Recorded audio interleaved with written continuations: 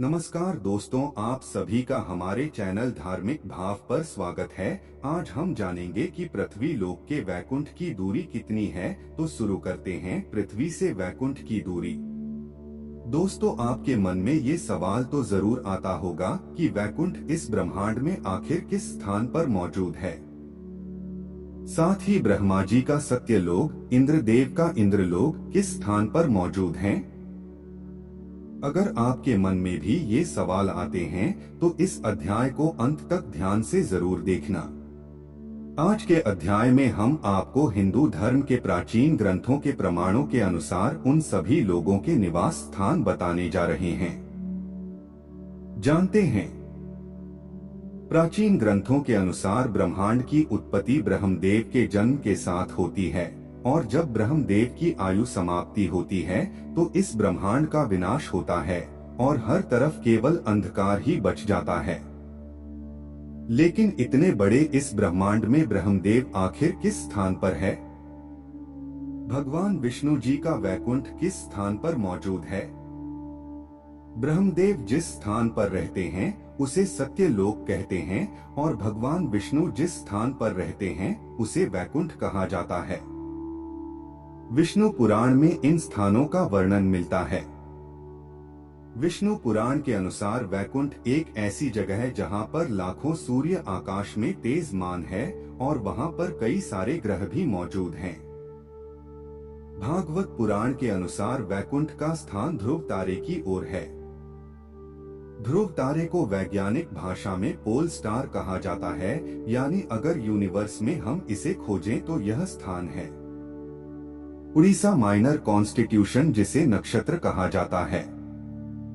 इस इंस्टॉलेशन में सूर्य से भी लाखों गुना तेज चांद सितारे मौजूद हैं। यह कॉन्स्टिट्यूशन उत्तर की ओर स्थित है। ध्रुव तारे की पृथ्वी से दूरी है 433 प्रकाश वर्ष। अगर हम इसे किलोमीटर के हिसाब से देखें तो यह होता है 4 पद्म 10 नील 40 खरब किलोमीटर। स्वर्गलोक का एक भाग है जहां पर ब्रह्मांड की सत्कर्म करने वाली आत्माएं वास करती हैं। पुराण के अनुसार जो लोग सामान्य व्यक्ति की तरह जीवन व्यतीत करते हैं तथा किसी के साथ बुरा व्यवहार नहीं करते, वे लोग मृत्यु के पश्चात इन ग्रह पर जाते हैं। इन ग्रहों पर जीवन रमणीय होता है। मन को शांति देने वाला प्रकृति का नजारा होता है। यहाँ पर रहने वाले जीव तृप्त रहते हैं और कभी दुखी नहीं होते। अब दूसरा लोग है जो 24 करोड़ किलोमीटर के पश्चात आता है। पुण्य करने वाले लोग जो स्वयं के स्वार्थ का त्याग कर हमेशा दूसरों की मदद करते हैं, वही लोग लोक के ग्रह पर जाते हैं। यह स्थान बड़ा ही तेजस्वी होता है। यहाँ पर जाने वाले मनुष्य स्वयं देवताओं का दर्शन कर सकते हैं। स्वर्ग के देवताओं को देखने का भाग्य इन ग्रहों पर जाने वाले लोगों को मिलता है। इसके बाद आता है तपोलोक। जन्मलोक के बाद 8 करोड़ योजन यानी 98 करोड़ किलोमीटर के बाद स्थित है। तपोलोक स्थान पर जाने के लिए बहुत ही कठिन परीक्षा देनी पड़ती है। यहाँ पर केवल साधु, ऋषि, मुनि और सन्यासी ही जा सकते हैं जो जीवन के सभी सुखों का त्याग कर केवल ईश्वर की आराधना और सत्कर्म करते हैं। वही लोग इस स्थान पर जाने के योग्य होते हैं। यह स्थान स्वर्गलोक का सर्वोच्च स्थान माना जाता है। यहाँ पर जाने वाले लोग स्वयं स्वर्ग के देवताओं से मिल सकते हैं। यहाँ पर ब्रह्मांड की अनेक ऊर्जाओं को नियंत्रित करने वाले देवी देवता रहते हैं, जैसे कि वरुण देव, अग्नि देव इत्यादि।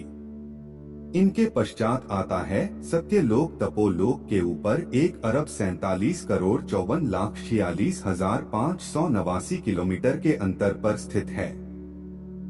सत्यलोक जहाँ पर ब्रह्मा जी विराजमान हैं, यहाँ पर जाना किसी भी मनुष्य के लिए संभव नहीं है। केवल महान आत्माएं ही इस स्थान पर जा सकती हैं जिन्होंने जन्म जन्मांतर में अनेक पुण्य किए हों। महान लोग जंगलों में रहकर भी जो लोग अंतिम सत्य शूर को पाने की चाह रखते हैं, केवल उन्हें ही सत्यलोक में जाने का सौभाग्य प्राप्त होता है। और फिर सत्यलोक के ऊपर 2,62,00,000 की वोजनियास की 32,21,39,169 किलोमीटर के अंतर पर स्थित है। वैकुंठ लोक, जहाँ पर स्वयं भगवान विष्णु शेषनाग पर विराजमान रहते हैं, ये किसी भी आत्मा का अंतिम स्थान होता है। सारे ब्रह्मांड की आत्माएं इस स्थान पर केंद्रित होती हैं। इस स्थान पर जाने वाली आत्माएं मोक्ष की प्राप्ति करती हैं। इसे ही अंतिम सत्य कहा जाता है और इसे ही ब्रह्मांड का अंत भी कहा जाता है। यहाँ पर जाने के बाद आत्मा जन्म मृत्यु के चक्र से मुक्त होती है। अगर हम धरती से वैकुंठ की दूरी का अनुमान लगाएं तो सबका मिलाकर होता है 4 पद्म 10 नील 40 खरब 3 अरब 15 करोड़ 78,444 किलोमीटर। यानी आप देख सकते हैं कितना दूर है वैकुंठ। हमारी पृथ्वी से अगर हम आज की टेक्नोलॉजी के आधार पर यहाँ से वहाँ तक जाने की कोशिश करेंगे तो में कितना समय लगेगा, इसके बारे में जानते हैं। आज की टेक्नोलॉजी के आधार पर हम 39,000 किलोमीटर प्रति घंटे की रफ्तार से अंतरिक्ष में ट्रैवल कर सकते हैं। अगर इसी रफ्तार से जाएंगे तो 12 लाख से भी ज्यादा साल लग सकते हैं। इसलिए दोस्तों, आज की टेक्नोलॉजी से हम वहां कभी पहुंच ही नहीं सकते।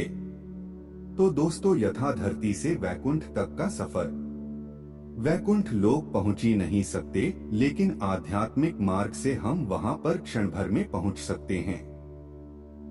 इसलिए हमेशा अच्छे कर्म करो, स्वयं भगवान ही आपको उस स्थान पर ले जाएंगे।